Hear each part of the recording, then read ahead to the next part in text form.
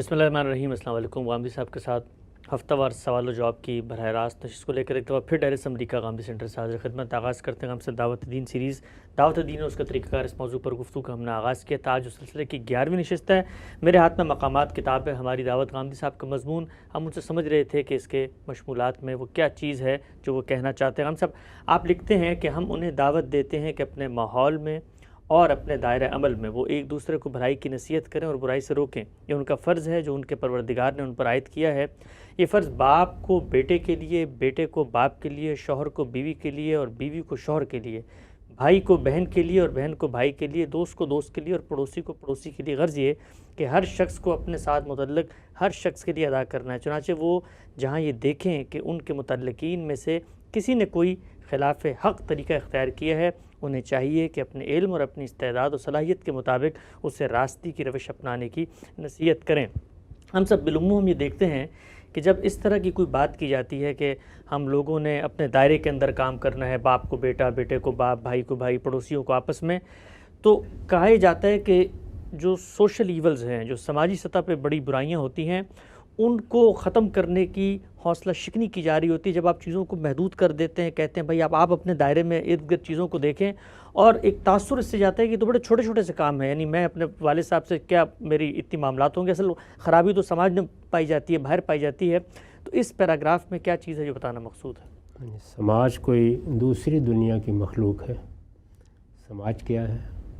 یہی ہم لوگ، میں ہوں، میرے والدین ہیں، میری اولاد ہے، میرے اعزاء اقربا ہیں، میں جن سے کاروبار میں معاملہ کرتا ہوں، جن لوگوں کے ساتھ میرے تعلقات روابط ہوتے ہیں، یہی سماج ہے۔ تو سماج کی عام آدمی کے لیے اصلاح کا کیا طریقہ ہونا چاہیے؟ یعنی عام آدمی سے یہ کہا جائے کہ اس کو روٹی کمانی ہے، اس کو کہیں ریڑھی لگانی ہے، اس کو کوئی دکان کرنی ہے، وہ دہقان ہے، اسے ہل چلانا ہے، وہ ملازم پیشہ ہے، اسے 8-10 گھنٹے جا کے ملازمت کرنی ہے، تو اس کے ساتھ وہ سماج کو اور کیا کرے گا؟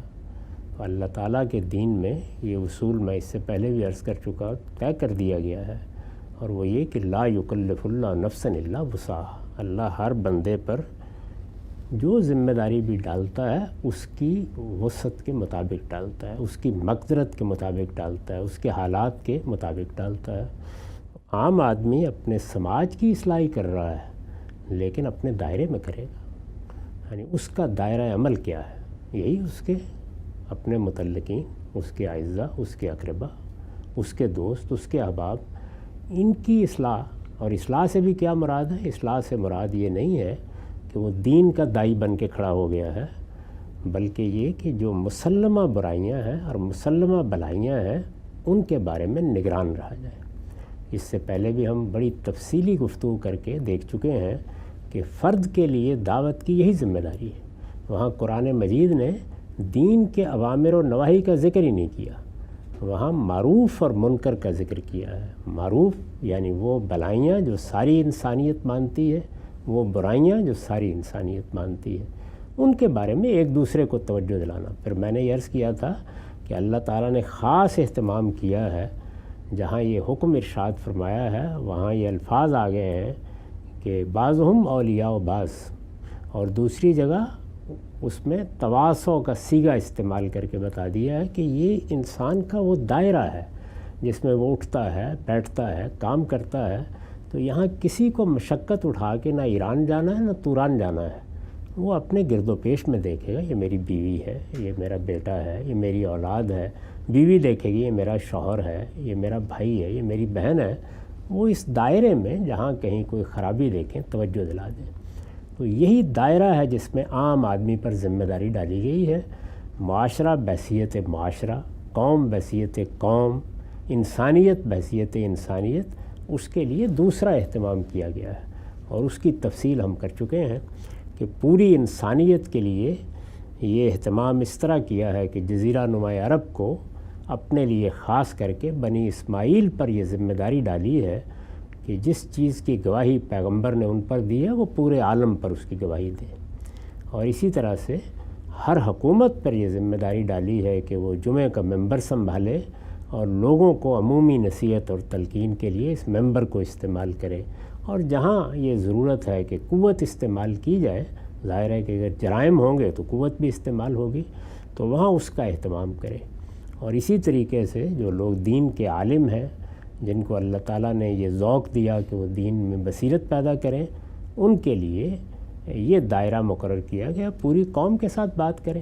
تو اس طرح دین میں عام آدمی، علماء، حکومت اور امت سب کو بالکل الگ الگ کر کے ان کی ذمہ داریاں بتائی گئی ہیں۔ اس میں ایک دوسرے کے دائرے میں دخل انداز نہیں ہونا چاہیے۔ یہی بات یہاں بیان کی گئی ہے، اس کی ہم وضاحت کر چکے ہیں، اسی کو یہاں دہرا دیا ہے۔ اچھا، ہم سے چند ضمنی پہلو چاہتا ہوں یہاں پر آپ سے پوچھوں۔ سعد صلی اللہ علیہ وسلم کی نسبت سے بعض روایتیں آتی ہیں، اس میں آپ نے فرمایا قوا انفسکم واہلکم نارا، اپنے گھر والوں کو جہنم کی آگ سے اور خود کو بھی بچاؤ۔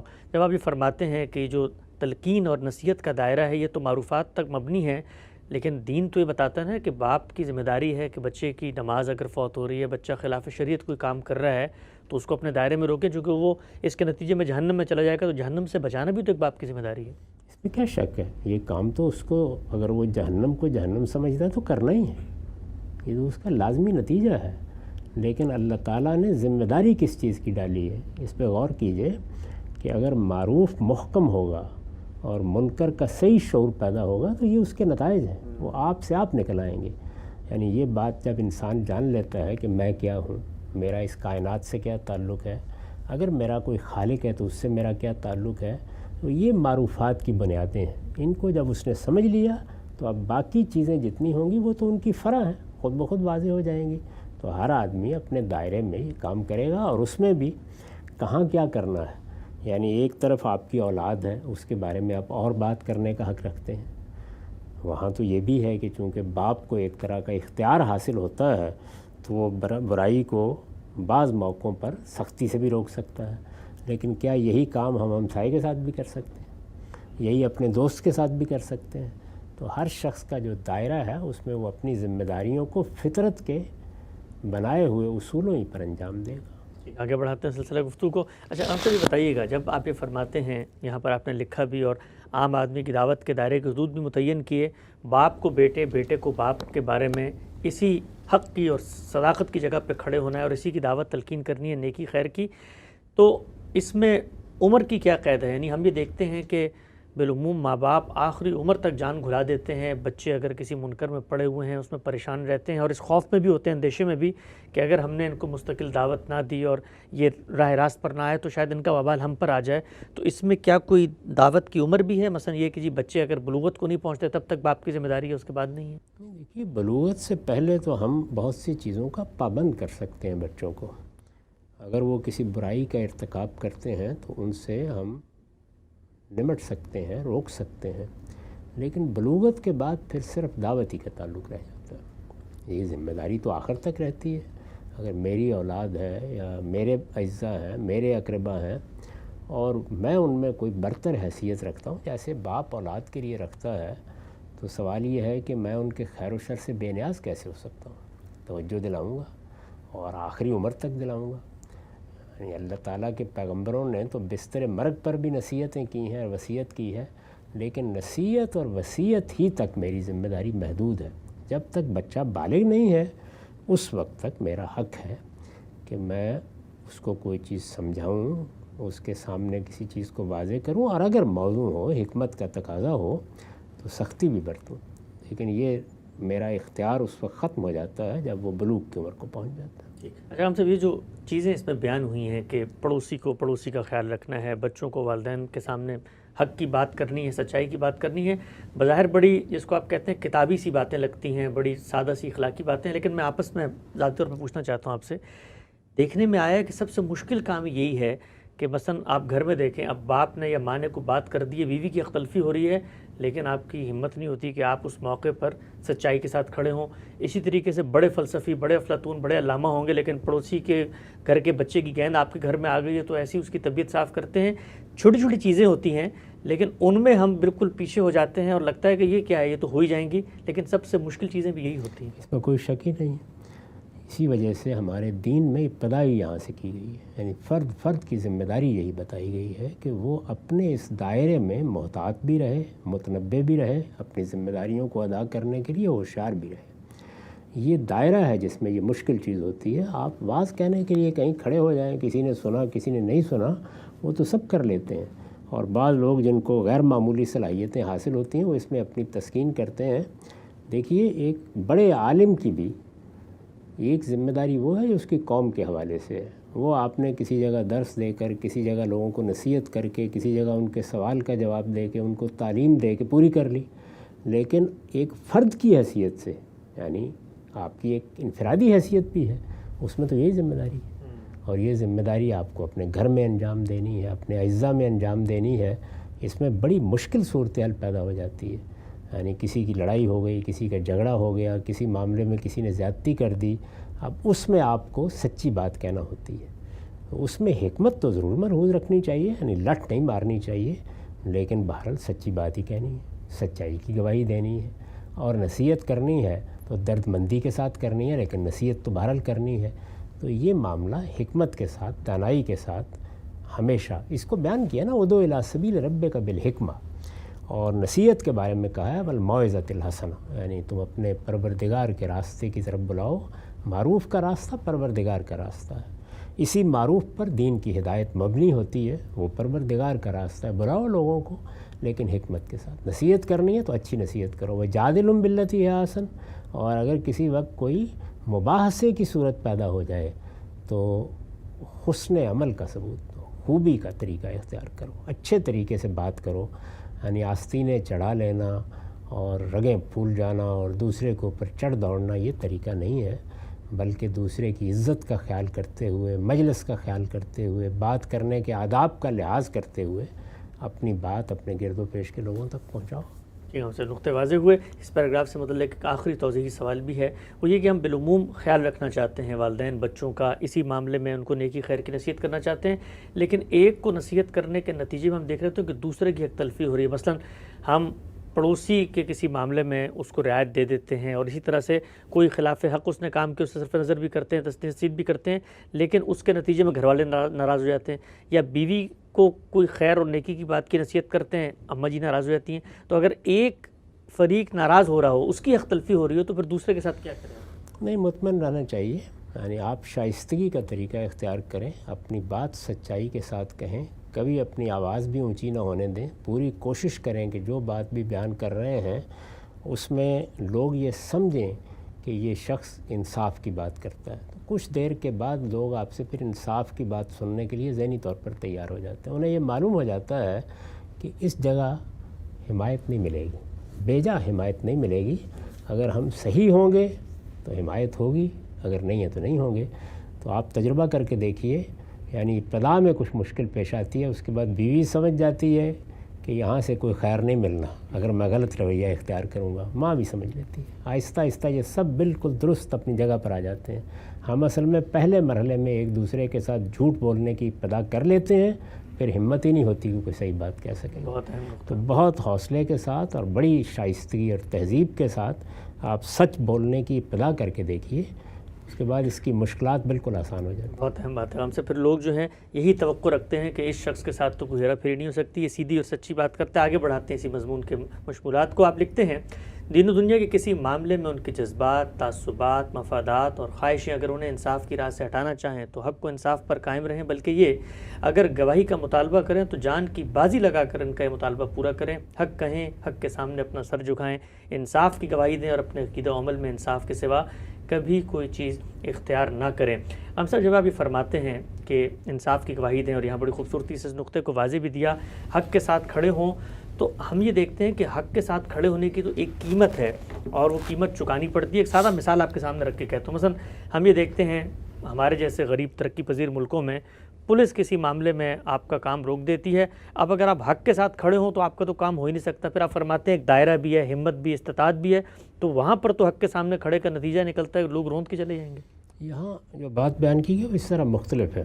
یعنی ایک چیز یہ ہے کہ آپ اپنا کوئی حق کسی وقت چھوڑ دیتے ہیں, آپ کو اندازہ ہوتا ہے کہ لوگ مجھے یہ حق نہیں دیں گے, یا کوئی ایسی حکومت ہے کہ جس میں یہ حق نہیں ملے گا. جیسے موسیٰ علیہ السلام کو جب یہ معلوم ہوا کہ ان کو حق نہیں مل سکے گا تو انہوں نے رات کی تاریکی میں وہ جگہ چھوڑ دی, یعنی وہاں سے چلے گئے. انہیں معلوم تھا کہ صبح جب مقدمہ شروع ہوگا تو مجھے یہاں انصاف نہیں مل سکے گا. یہ بالکل اور بات ہے.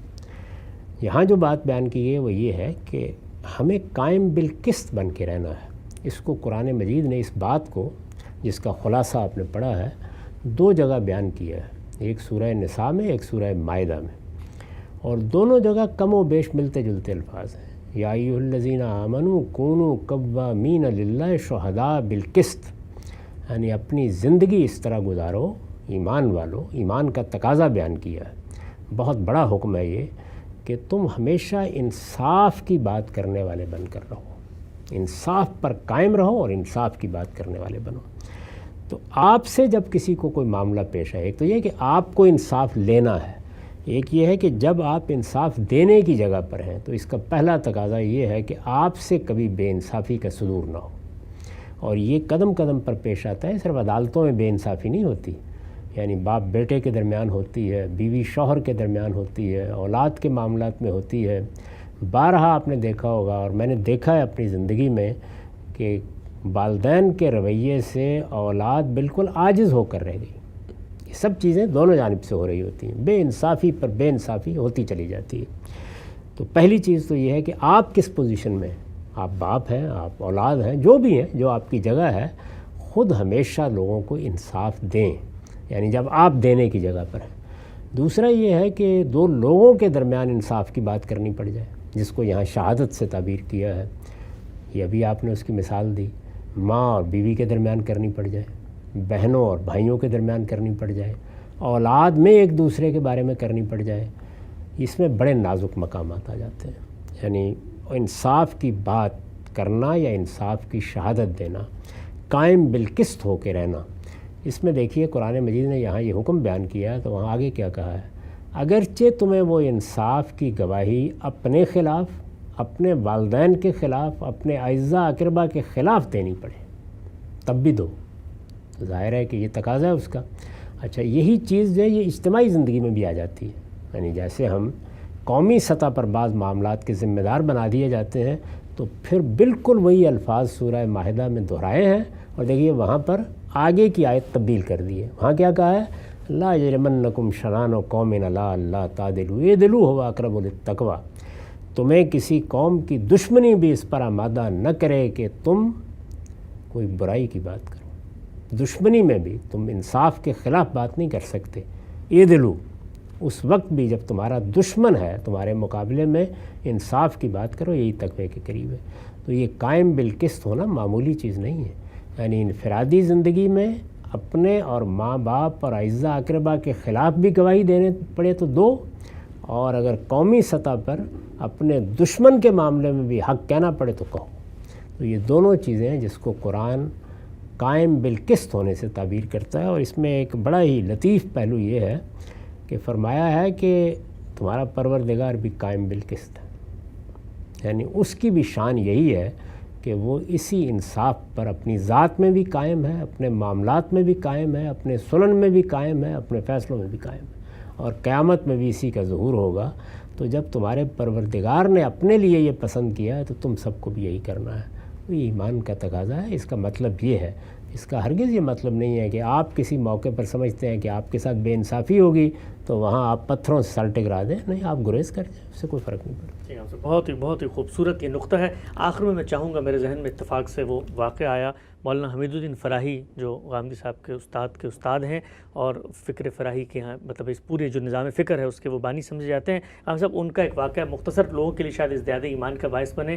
سنا ہے وہ کراچی میں تھے اور ان کا کوئی خاندانی تنازع ہوا اور اس میں ان کے والد جو ہیں وہ فریق تھے اور جج نے ان کو کیس کی فائل بھیجی تو انہوں نے کیا کیا؟ ایسا ہی تھا، انہوں نے گواہی دی اس کے خلاف اور بتا دیا کہ میرے والد اس میں زیادتی کر رہے ہیں. ظاہر ہے زمینوں کے جھگڑے زمیندار تھے وہ، اور یہ ہر جگہ ہوتے ہیں. اور زمینوں کے جھگڑے میں آپ کو تو پتہ نہیں موقع ملا ہے یا نہیں، میں دیہات میں رہا ہوں. زمینوں کے جھگڑے میں ہر شخص سے یہی توقع کی جاتی ہے کہ تم میرے لیے جھوٹ بولو گے. تو وہ انہوں نے بولنے سے انکار کر دیا. اور ظاہر ہے کہ ایک دوسرا فریق تھا، وہاں پہ بڑی مخاصمت ہوتی ہے، مقابلے کے فریق ہوتے ہیں، بڑا حادثہ. لیکن یہ ہے کہ جب انہیں بلایا گیا تو انہوں نے کہا کہ نہیں، میرے والد اس معاملے میں حق پر نہیں ہے. سبحان اللہ، سبحان اللہ. خاتمہ کرتے ہیں نشست کا. دعوت دین سیریز کی 11ویں قسط آگے بڑھائیں گے. موضوع کو وقت یہاں پہ ختم ہوتا ہے. دوبارہ حاضر خدمت ہوں گے. اب تک آپ کا بہت شکریہ.